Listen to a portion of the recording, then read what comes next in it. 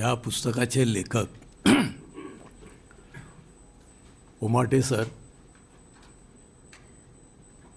कार्यक्रमाचे अध्यक्ष प्राचार्य रोडे सर, विचारशलाका या महत्त्वपूर्ण मासिकाचे संपादक आमचे ज्येष्ठ मित्र कुंभार सर, हे पुस्तक ज्यांनी प्रकाशित केलं, ज्यांच्या हस्ते त्याचं प्रकाशन झालं, ते डॉक्टर नागरगोजे, मित्रमंडळी बरीच बसलेली आहेत प्रेक्षकांमध्ये. सगळ्यांची नावं काही मी घेत नाही. माझा परिचय ज्यांनी करून दिला त्यांचेही मी आभार मानतो. खरं तर एवढा मोठा परिचय करून देण्याची काही गरज नव्हती. मला वाटतं प्रेक्षक थोडे डिस्टर्ब झाले, त्यामुळं तर त्यांची जी गैरसोय झाली तर त्याबद्दल मी माफी मागतो. मी ह्या आत्मकथनाची जवळपास 1600 पानं वाचली. ह्या आत्मकथनाच्या पहिल्या प्रोसेसपासून मी याच्याशी रिलेट आहे. भाऊसाहेबला ते माहिती नव्हतं. त्यांनी मला ब्लर्ब लिहायला सांगितला. मी ब्लर्ब लिहिला आणि या पुस्तकाचे काम जोरात सुरू झाले. खूप वेगळं पुस्तक आहे हे. एका पोलादी माणसाने लिहिलेलं पुस्तक आहे. मी ह्या माणसाला पोलादी माणूस का म्हणतोय हे या पुस्तकाचा शेवट वाचल्यावर तुमच्या लक्षात येईल.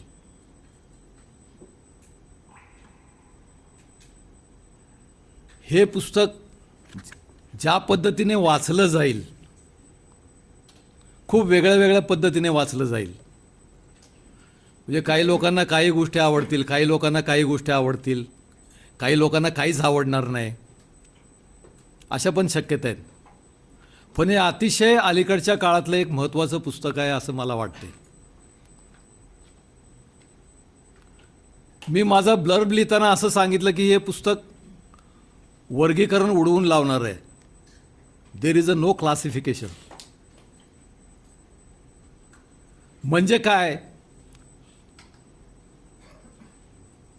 चरित्र लिहितात माणसं, आत्मचरित्र लिहितात, त्यामध्ये थोडं मॉडिफिकेशन होऊन कथने आली, स्वकथने. कुंभार सरांनी मगाशी आत्मकथने असा शब्द वापरला. पुढे आत्मचरित्रात्मक कादंबरी आली. हे बदल कसे कसे होत गेले हे तुमच्या लक्षात येईल. ह्या सगळ्यामध्ये एक कथन फिरत असते एका माणसाबद्दलचं. चरित्रामध्ये एक तिराईत माणूस एका माणसाबद्दल लिहित असतो आणि त्याला वाटत असते की मी ह्या माणसाबद्दल खरोखरच लिहितोय सगळं, त्याला जे काय अपेक्षित आहे ते सगळं लिहितोय मी. म्हणजे तुम्ही धनंजय कीरांची चरित्र वाचली तर तुमच्या लक्षात येईल की काय लिहिलेलं आहे त्यांनी. आत्मचरित्रामध्ये स्वतः माणूस लिहित असतो तो. स्वकथनामध्ये स्वकथन असा एक प्रकार आला मधल्या काळात, 80च्या दरम्यान एक प्रकार आला आणि फार 25-30 वर्षाची मुलं आत्मचरित्र लिहायला लागली. म्हणजे जो नुकताच कॉलेजला जायला लागला तो पोरगा पण आत्मचरित्र लिहायला लागला. पुढं आत्मकथने असं त्याचं मॉडिफिकेशन झालं. आत्मकथनामध्ये खूप रोमॅन्टिक पद्धतीने ते लिहिलं गेलं. म्हणजे उदाहरणार्थ तो कॉलेजला गेला तर ब्राह्मण मुलीबरोबर कसं प्रेम केलं ते लिहिलं त्यांनी त्याच्यात. लग्न कसं केलं घरातल्या लोकांच्या विरोधात जाऊन ते लिहिलं त्यांनी त्यात. नवरा बायकोंची रोज कशी भांडणं होत आणि दोघं रोज कसे दारू प्यायला समोरासमोर बसतात ते लिहिलं त्यात. असं सगळं विचित्र काहीतरी त्या आत्मकथनामध्ये लिहिलं गेलं. आत्मचरित्रात्मक कादंबरी आली. आपल्याकडे आनंद यादव नावाचे एक लेखक होते. त्याने आत्मचरित्रात्मक कादंबरी असा एक फॉर्म काढला. त्यांनी पहिल्यांदा झोंबी लिहिली. झोंबी तुम्हाला सगळ्यांना माहितीच असेल, झोंबी हे पुस्तक. झोंबी हे पुस्तक लिहिल्यानंतर अनेकांनी असं एक तर्क व्यक्त केला की आता लिहिण्यासारखं काहीही शिल्लक राहिलेलं नाही. झोंबी लिहिल्यानंतर पुन्हा त्या पद्धती त्याच्यापेक्षा वेगळी वेगळी पुस्तकं येत राहिली. आनंद यादव याने आत्मचरित्रात्मक कादंबरीच लिहिली पुन्हा. म्हणजे त्यांनी काय लिहिलं, झोंबी लिहिली, नांगरणी लिहिली, कासवेल लिहिली, घरभिंती, असे 4 भागामध्ये ती आत्मचरित्रात्मक कादंबरी लिहिली. तर हे जे मॉडिफिकेशन आहे किंवा हे जे बदल होत गेले, काळानुरूप बदल होत गेले, ह्या कुठल्याही याच्यामध्ये हे पुस्तक बसत नाही. आता हे जे पुस्तक लिहिणारे जे लेखक आहेत त्यांनी सुरुवातीलाच सांगून टाकलं की मला आत्मचरित्र वाचायला खूप आवडतात. त्यांनी 2018 साली वयाच्या 75व्या वर्षी त्यांनी हे पुस्तक लिहायला सुरुवात केली. माझ्यासमोर न्यूरोलॉजीचे डॉक्टर आहेत. मला त्यांना प्रश्न विचारावासा वाटतो की ही जी सर्जनशीलता आहे ती कुठल्या वयाजवळ येऊन थांबते. क्रिएटिव्हिटी, उदाहरण आहे आपल्याकडं उमाटे सरांचं. सर्जनशीलता कुठल्या वयाला येऊन थांबते हा प्रश्न नव्याने आपण उपस्थित करू शकतो. एक 80 वय झालेला माणूस 82 वयाच्या जवळ आलेला आहे. तो माणूस एवढं मोठं 400 पानाचं पुस्तक, 450 पानाचं पुस्तक इतक्या बारकाव्यानिशी लिहितो. म्हणजे ह्या पुस्तकामध्ये इतके तपशील आहेत की हे तपशील द्यायला कादंबरीकारसुद्धा अपुरे पडतात. हे तपशील ॲक्च्युली कादंबरीकाराने द्यायचे असतात. ते आत्मकथन लिहिणारा एक माणूस, आत्मकथन म्हणणार नाही मी, तर तो एक माणूस ते तपशील देतोय. बारीक बारीक इतके तपशील आहेत बारीक की तुम्ही त्या वाचनामध्ये गुंग होऊन जाता. म्हणजे पुस्तक बाजूला ठेवत नाही. मला 2दा हे पुस्तक वाचावं लागलं. दोन्ही वेळेला मी एका ह्याच्यामध्ये वाचून टाकलं हे पुस्तक. अनेक तपशील आहे त्याच्यामध्ये. आता फॉर एक्झाम्पल तपशीलच सांगायच्या पुस्तकाच्या कंटेंटमध्ये तुम्ही गेला, हे क्रिएटिव्हिटीच्या अंगाने म्हणतो की क्रिएटिव्हिटी कुठल्या एजपर्यंत धावते. तर ह्या सुरुवातीला ज्यांनी सांगितलं की माझी 2 गावं आहेत. एक गाव आहे ते वलांडी आणि दुसरं गाव आहे ते अनंतवाडी. माझी 2 गावं आहेत. माझ्या 2 जन्मतारखा आहेत. एक जन्मतारीख आहे ती 44ची आहे आणि एक जन्मतारीख आहे ती रजाकारची बारी आली त्यावेळची आहे. हे पण त्यांनी सांगितलं. पुन्हा त्यांनी सांगितलं माझी 2 नावं आहेत. हे तर मला मुद्दामच सांगायला पाहिजे जी 2 नावं आहेत ती. एक नाव आहे शिवाजी आणि दुसरं नाव आहे ते शिवराज. आता हे शिवाजी नाव त्यांनी असं लिहिलं की हे शिवाजी नाव मी मुद्दाम लिहिलं काही मुलांसाठी आणि हे शिवराज नाव आहे ते काही मुलांसाठी मुद्दाम लिहिलं. आणि ते पुन्हा एक सेंटेन्स असं खाली लिहितात की हे शिवाजी नाव लिहिल्यामुळं महाराष्ट्रात काहीतरी फायदा होईल मला, असं त्यांनी खाली लिहिलेलं आहे. महाराष्ट्रात काय चाललं आहे नावावरून आपण बघतोयच. आता ह्या नावाचं एक्सप्लेनेशन पुढच्या आणखी पानामध्ये असं येते की हा शिवाजी एकमेव माणूस असा आहे की तो सगळ्या नातेबंधांना जोडून ठेवेल. तर हे जे नावाचं महात्म्य आहे ते त्याने अशा पद्धतीने ह्या ह्याच्यामध्ये व्यक्त केलेलं आहे. खूप गोष्टी आहेत याच्यामध्ये. आता यातला जो भाग आहे, इंटरेस्टिंग भाग आहे, तो कुठला आहे तर त्यांनी ते 1ली ते 10वी पर्यंतच्या शिक्षणाचे खूप छोटे छोटे हे असे तुकडे करत करत ते लिहिलेलं आहे. कॉलेजचा काळ लिहिलेला आहे त्यांनी. सरस्वती भवन वगैरे औरंगाबाद तिकडचे काही रेफरन्स येतात. नंतर वधू संशोधन वगैरे कसं चालते, लग्न कशी होतात, गावकीच्या भानगडी वगैरे हे कसं होते हे त्याच्यामध्ये लिहिलेलं आहे. मला याच्यात सगळ्यात महत्त्वाचा भाग वाटला तर पती पत्नीच्या नातेसंबंधाबद्दलचा एक तपशीलवार भाग याच्यामध्ये येतो. तो तुम्ही सलगपणे वाचला तर तुमच्या लक्षात येईल की पती पत्नीमधलं नातं किती हळूवार आहे. पण हा जो लेखक आहे तो एके ठिकाणी असं लिहितो की मी पत्नीचा छळ केला, मान्य करतो मी पत्नीचा छळ केला. ते धाडस फार कमी लोकांकडे असते आत्मचरित्र लिहिणाऱ्या लोकांमध्ये की बाबा मी पत्नीचा छळ केला हे मी मान्य करतो. ते त्यांनी धाडस त्याच्यामध्ये दाखवलेलं आहे. नंतर त्यांनी पहिली नोकरी काय केली हे जे तपशील त्याच्यामध्ये येतात. आता पहिली नोकरी काय केली तर त्यांनी पिठाची गिरण चालवली, ही पहिली नोकरी. पुन्हा शिक्षकाची नोकरी केली, 140 रुपये पगार वगैरे हे हे हे तपशील त्याच्यामध्ये येतात. पुन्हा एज्युकेशन कसं घेतलं, MA हिंदी केले, MA हिस्ट्री केलं, ह्याचा काही भाग त्याच्यामध्ये येतो. जुगाराचं व्यसन आपल्याला कसं लागलं हे हे वाचल्यावर तर तुम्हाला थक्क व्हाल तुम्ही की बाबा हे जुगाराच्या व्यसनाबद्दल त्यांनी इतकं ओपनली या पुस्तकामध्ये लिहिलेलं आहे. तर ते सुद्धा तुम्हाला याच्यामध्ये वाचायला मिळेल. शेतीच्या प्रयोगाबद्दल त्यांनी लिहिलेलं आहे. बिन पाण्याची शेती कशी करायची, बिन पाण्याची शेती करताना कशा शिव्या खाल्ल्या, किंवा बिन बांधाची शेती कशी करायची. त्यांनी मला वाटतं यांचा पोपटराव पवारांचा संदर्भ त्याच्यामध्ये दिलेला आहे. पोपटराव पवार जे आहेत हिरवे बाजारचे, त्याचा रेफरन्स येतो तिथं. त्यांनी बिन बांधाची शेती कशी करायची हे त्याच्यामध्ये सांगितलेलं आहे. पुन्हा भेंडी आणि कांद्याची शेती कशी केली हे त्याच्यामध्ये सांगितलेलं आहे.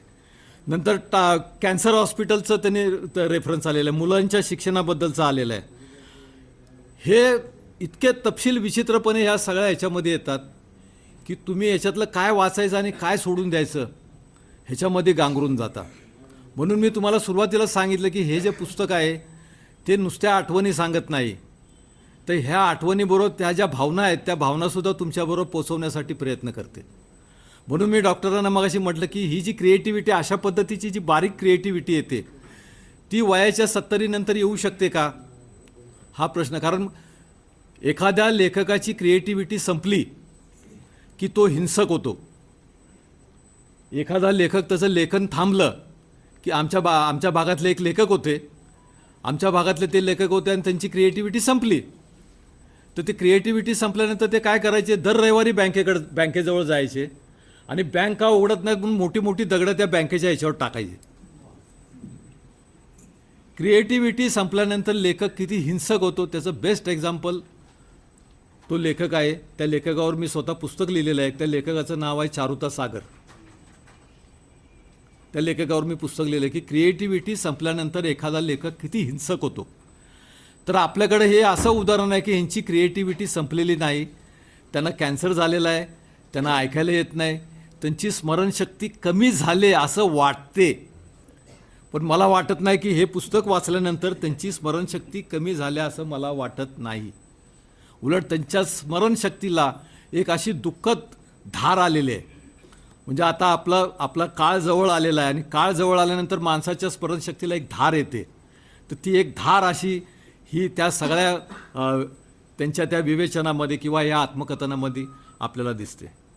आता हे पुस्तक वाचल्यानंतर तुम्हाला आणखी एक आश्चर्य वाचेल, ते सगळ्या फॅमिलीबद्दल तपशीलवार लिहित नाहीत. म्हणजे उदाहरणार्थ त्यांनी भाऊसाहेबांबद्दल लिहिलेलं आहे.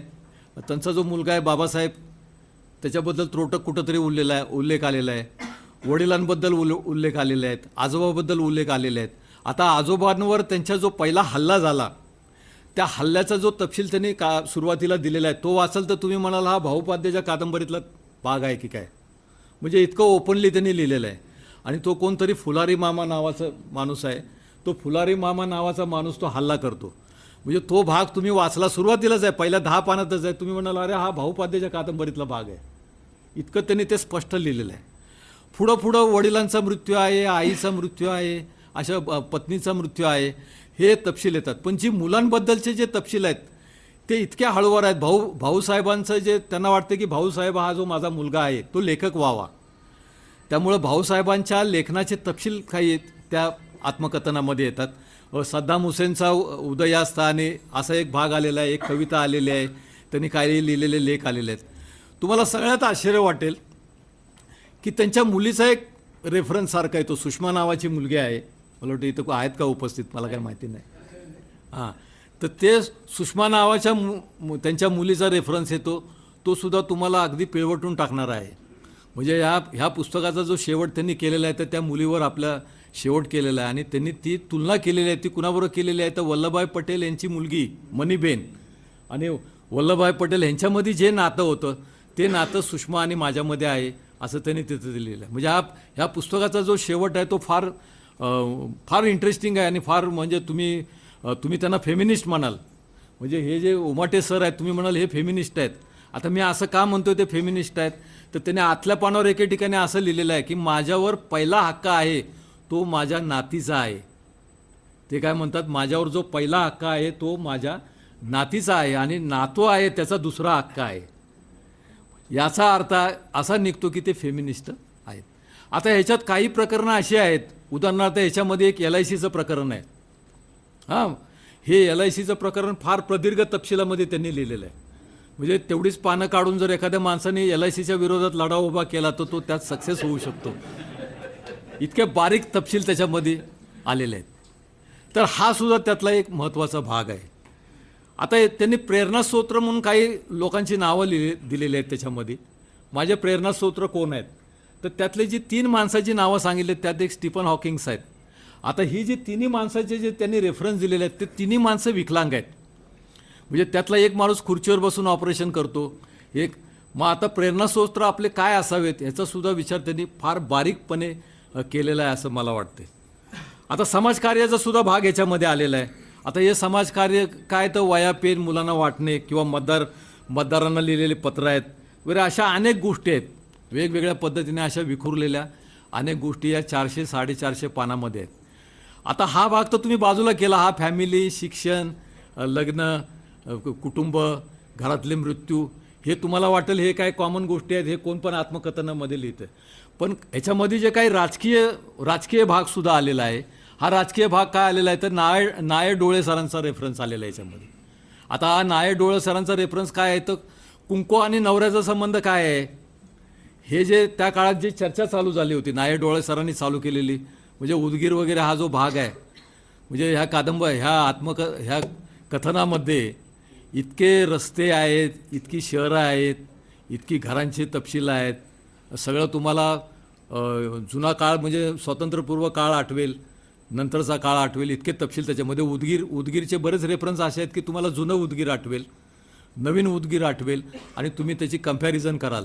तर नायर डोळे सरांचा रेफरन्स त्याच्यामध्ये आहे, शिवाजीराव पाटील निलंगेकरांचा आहे, पुन्हा हलगरकर नावाचे कोणतरी आहेत त्यांचा रेफरन्स आहे, नानाजी देशमुख यांचा रेफरन्स आहे, देवरस यांचा रेफरन्स आहे. तर पॉलिटिकल रेफरन्ससुद्धा याच्यामध्ये तुम्हाला आलेले दिसतील. आणखी काही विचित्र गोष्टीसुद्धा याच्यामध्ये आलेल्या आहेत. तो आजोबावरचा हल्ला तर मी तुम्हाला सांगितलंच. तर त्यांनी वलांडीमधल्या एका हरिजन कुटुंबाचा एक मस्त रेफरन्स दिलेला आहे त्याच्यामध्ये. त्या हरिजन कुटुंब एका मुस्लिम देवस्थानाच्या पीराला नवस करते आणि नवस केल्यामुळं तो मुलगा होतो आणि त्या मुलाचं नाव ते इस्माईल ठेवतात. असा एक रेफरन्स त्याच्यामध्ये आलेला आहे. पुन्हा जो कास्ट सिस्टमचा जो इम्पॅक्ट आहे, पाण्याचा बाट कसा होतो, पाण्याचा बाट आणि पैशाचा बाट असा एक डिफरन्स त्याने त्या याच्यामध्ये सांगितलेला आहे. तर हा डिफरन्ससुद्धा खूप चांगल्या पद्धतीने, मग त्यांचं म्हणणं असं आहे की तुम्हाला पाण्याचा बाट होतो मग पैशाचा बाट का होत नाही, तुम्ही कुणी पण दिलेले पैसे खिशात ठेवता आणि हे करता वगैरे असं त्यांनी दिलेलं आहे.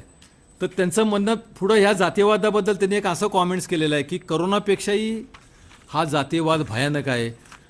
तर अशा अनेक तपशिलामध्ये हे कथन पुढं सरकत जाते. तुम्ही हे आत्मकथन कुठल्याही बिंदूपासून वाचू शकता, कुठेही सोडून देऊ शकता, कुठेही पुन्हा नव्याने वाचू शकता. मी माझ्या ब्लर्बमध्ये लिहिताना असं लिहिलेलं आहे की हे कथन वाचताना धर्मानंद कोसंबी यांचं एक निवेदन नावाचं एक आत्मकथन आहे. हे निवेदन आत्मकथनाची आठवण होईल असं मी एक वाक्य त्याच्यामध्ये म्हटलेलं आहे. तर हे वाक्य कशासाठी म्हटलेलं आहे मी, तर ही जी त्यांनी छोटी छोटी शीर्षकं दिलेली आहेत आत्मकथनाला, त्यांनी जी छोटी छोटी शीर्षकं दिलेली आहेत ती शीर्षकं इतक्या आकर्षक आहेत की तुम्ही कुठलंही शीर्षक वाचून तुम्ही त्याच्याबद्दल वाचू शकता, पुढं डिस्कस करू शकता, वाचायला सांगू शकता. तर त्यासाठी कोसंबी यांची आठवण तिथं मला आली. आणखीन मी एक महत्त्वाचा मुद्दा जाता जाता तुम्हाला सांगू इच्छितो की कुठलंही स्मरण असेल, कुठल्याही आठवणी असेल, त्याला एक बाउंड असतो, एक ज्याला म्हणतो घेराव म्हणतो आपण. आता हा घेराव जो असतो तो धर्मशास्त्राचा असतो, दॅट इज फिलॉसॉफिकल. हा घेराव जो असतो तो काय असतो, फिलॉसॉफिकल असतो. तर श्रुती आणि स्मृती असं एक डिबेट धर्मशास्त्रामध्ये तुम्हाला बघायला मिळेल. मी ओझरता उल्लेख केला, सरांनी त्या डिटेल्समध्ये, नारनवरे सरांनी जरा डिटेल्समध्ये ते सांगितलं. तर श्रुती आणि स्मृती ही जी भानगड आहे ते त्याच्यामध्ये कुणाला प्रायोरिटी द्यायची, पहिली स्मृतीला द्यायची की श्रुतीला द्यायची. आता श्रुती म्हणजे ऐकणे आणि स्मृती म्हणजे काय तर स्मरण. स्मृती म्हणजे काय तर स्मरण आणि श्रुती म्हणजे ऐकणे. आता ह्या ज्या स्मृती आहेत त्या कोडिंगमध्ये गेलेल्या आहेत, त्याचं कोडं झालेलं आहे. स्मृती ज्या आहेत त्या कोडं झालेल्या आहेत, कोडिंग फॉर्ममध्ये आहेत. ते कोडं तुम्हाला उलगडायचं असते लाईफमध्ये. म्हणजे तुम्ही ज्या वेळेला तुम्हाला आठवणी होतील तर त्यातल्या नेमक्या आठवणी कुठल्या पकडायच्या, कुठल्या सोडून द्यायच्या, कुठल्या पकडल्यामुळं आपल्या भावना उत्तेजित होतील, कुठल्या सोडून दिल्यामुळं आपल्या भावनांचा निचराव होईल, ह्याचं जे गणित असते ते गणित तुमचं ह्या स्मृतीशी रिलेटेड आहे.